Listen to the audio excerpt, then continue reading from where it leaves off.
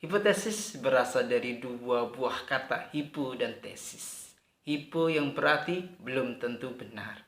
Tesis berarti kesimpulan, yakni kesimpulan yang belum tentu kebenarannya, kecuali disertai dengan bukti-bukti yang otentik yang dapat dipercaya sebagai hasil sebuah penelitian. Jadi, ketika kita bicara hipotesis, maka di dalam benak kita ada dua kemungkinan. Bisa iya, bisa tidak.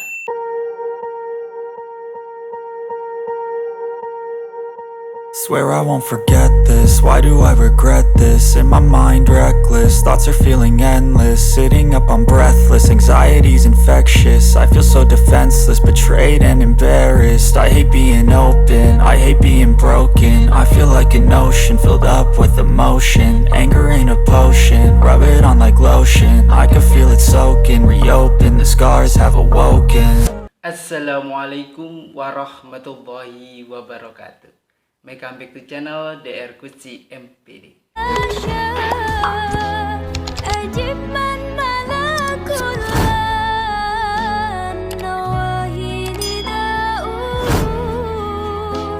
Mahasiswa, mahasiswi, sobat-sobat di channel yang dirahmati Allah Subhanahu wa Ta'ala. Di perkuliahan hari ini kita akan mengupas tuntas mengenai hipotesis penelitian dan sekaligus join dengan seorang mahasiswi yang cantik, yang pintar, yang bungkus, yang solehah, dan tak lupa ini adalah mahasiswa berprestasi, yakni di kampus mendapatkan beasiswa foundation dari Pertamina. Bismillahirrahmanirrahim. Assalamualaikum warahmatullahi wabarakatuh. Perkenalkan, saya Suryani dengan nomor induk registrasi mahasiswa 12141918961, program studi pendidikan agama Islam semester 5A, Sekolah Tinggi Agama Islam Sultan Syarif Hasim Siak. Itu, tonton, simak video ini untuk mendapatkan dan mempertajam tentang penelitian kita, yakni mata kuliah metodologi penelitian 1 membahas tentang penelitian kuantitatif. Itu, bila ada kelebihan rezeki, ini buku yang simpel dan cocok untuk para mahasiswa menyusun skripsi, tesis, dan disertasi untuk mengupas tuntas mengenai penelitian kuantitatif. Itu harganya tidak mahal, sesuai dengan saku, dan tidak rugi mahasiswa-mahasiswi untuk membeli buku ini sebagai rujukan di dalam penulisan skripsi, tesis, dan disertasi, karena akan melalui jalan itu untuk menyandang gelar serata 1, serata 2, dan serata 3, sarjana, magister, dan doktor di perkuliahan. Itu langsung kita ke materi, cek jus.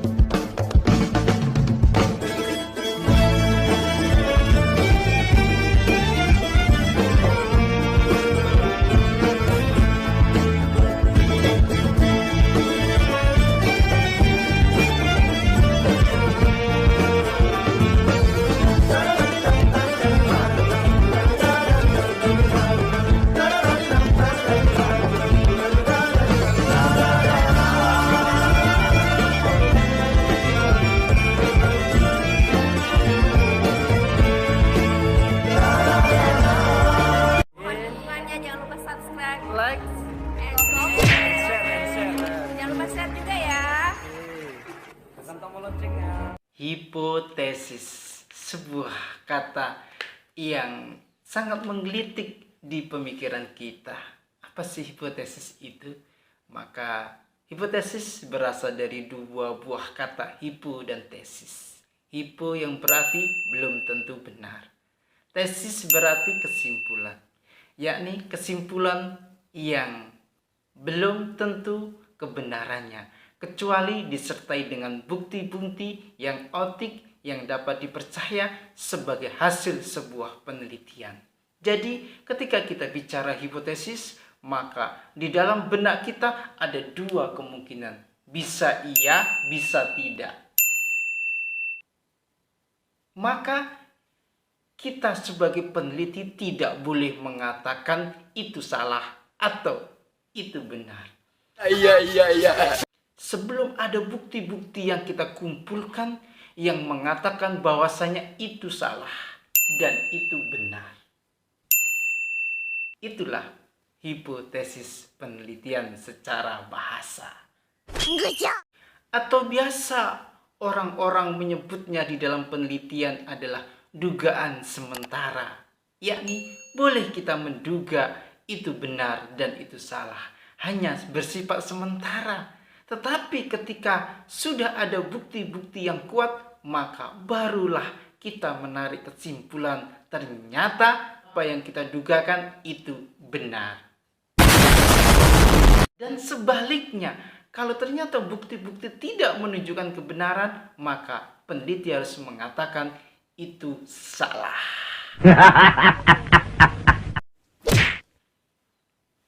Seorang ahli penelitian di Indonesia, seorang dosen yang sangat masyhur yakni Suharsi Miarikunto mengatakan bahwasanya hipotesis itu adalah alternatif dugaan sementara atau alternatif jawaban sementara yang dibuat oleh seorang peneliti bagi problematika di dalam sebuah penelitian.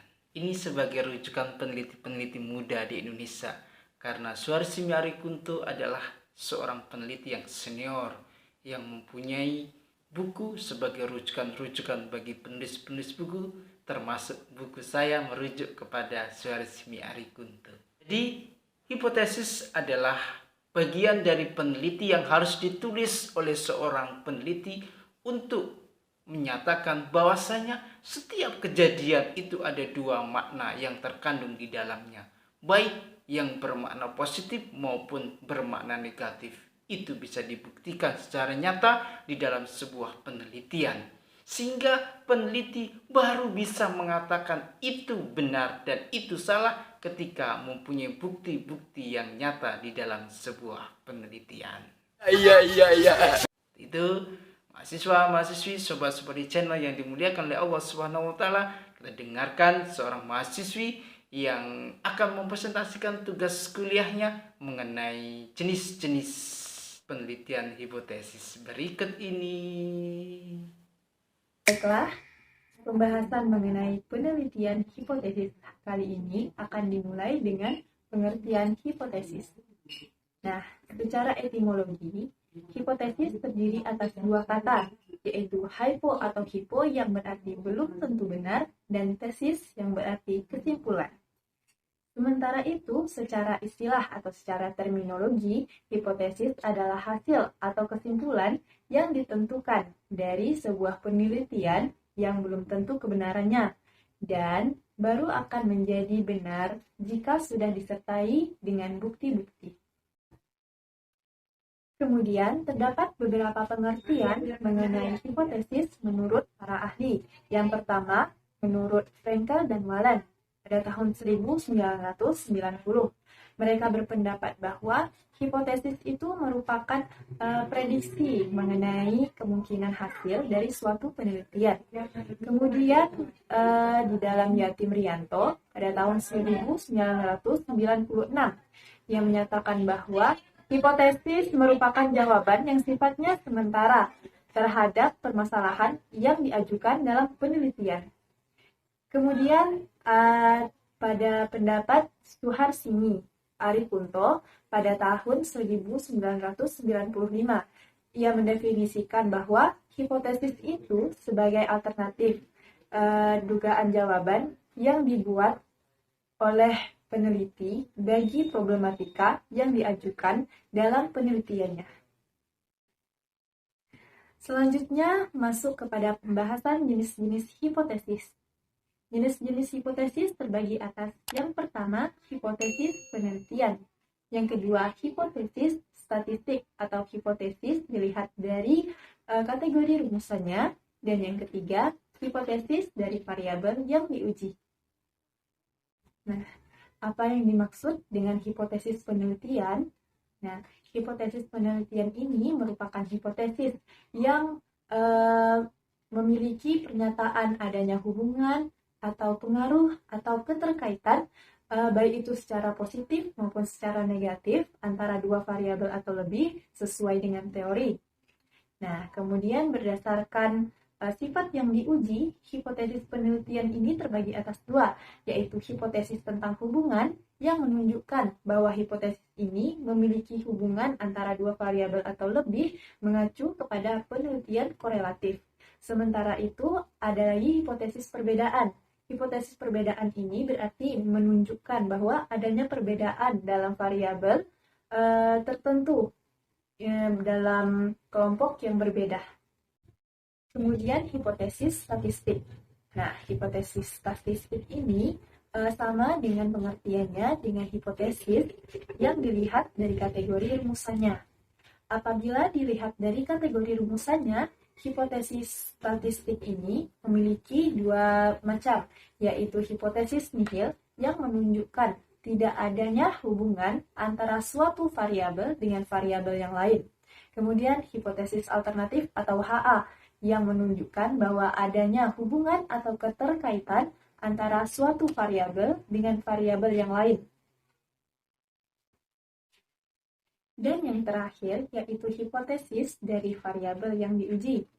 Nah, di sini terbagi atas dua, yaitu hipotesis mayor dan hipotesis minor. Hipotesis mayor ini berarti hipotesis yang mencakup kaitan seluruh variabel dan seluruh subjek penelitian. Sementara itu hipotesis minor ini merupakan jabaran dari hipotesis mayor yang terdiri atas bagian-bagian atau sub-sub dari hipotesis mayor. Selanjutnya masuk kepada pembahasan karakteristik hipotesis. Nah, terdapat beberapa pendapat yang menyatakan bahwa karakteristik atau ciri-ciri hipotesis yang baik itu adalah sebagai berikut. Yang pertama, hipotesis itu harus menyatakan hubungan. Yang kedua, hipotesis itu harus sesuai dengan fakta. Yang ketiga, hipotesis itu harus berhubungan dengan ilmu. Yang keempat, hipotesis harus dapat diuji. Yang kelima, hipotesis harus sederhana. Dan yang keenam, hipotesis harus menerangkan fakta. Perumusan hipotesis. Perumusan hipotesis yang baik dan tepat setidaknya menurut Indrianto dan Supomo pada tahun 2002 diantaranya yaitu dengan mempertimbangkan kriteria-kriteria sebagai acuannya dan penjelasannya adalah sebagai berikut. Yang pertama berupa pernyataan yang mengarah pada tujuan penelitian. Yang kedua berupa pernyataan yang dirumuskan dengan maksud ingin diuji secara empiris. Yang ketiga berupa pernyataan-pernyataan yang dikembangkan berdasarkan teori-teori yang lebih kuat jika dibandingkan dengan hipotesis lawannya. Pengujian hipotesis.